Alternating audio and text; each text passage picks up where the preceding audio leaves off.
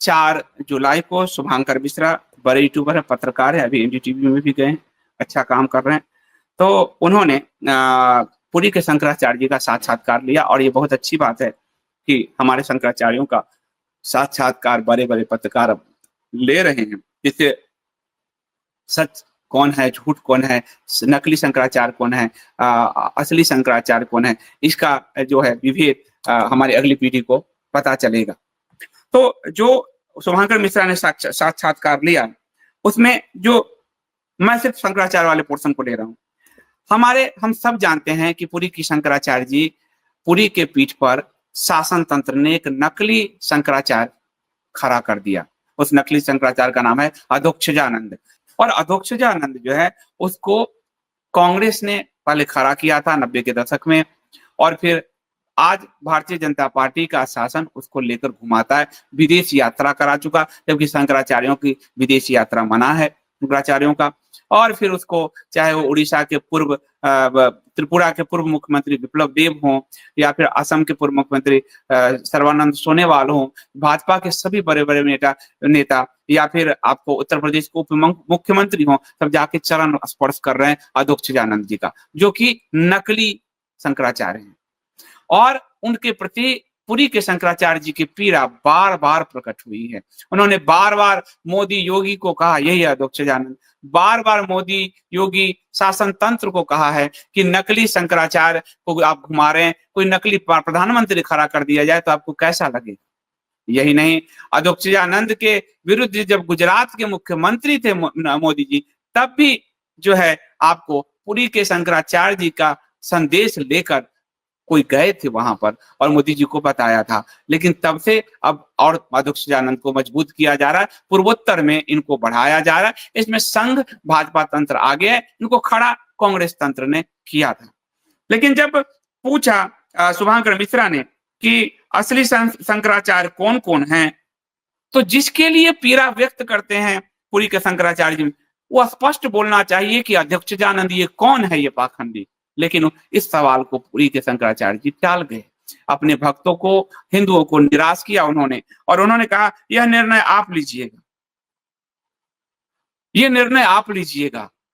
अब जो आम जन है सनातनी, उनको कैसे पता चलेगा? ये ऐसा लगेगा जैसे सवाल को टाल रहे हैं, जबकि हमारे असली शंकराचार्य तो पुरी के शंकराचार्य नित्यानंद सरस्वती जी महाराज हैं।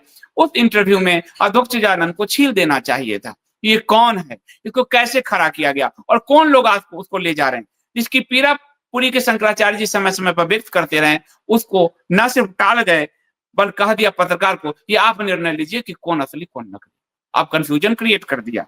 उसके बाद उन्होंने कहा कि पत्रकार ने पूछा कि पुरी में कोई शंकराचार्य होने का दावा कर रहा है, तो वो कह रहे हैं अपने शिष्य से, जबकि खुद बार-बार बोलते रहे शिष्यों से, कोई है क्या यहाँ नकली?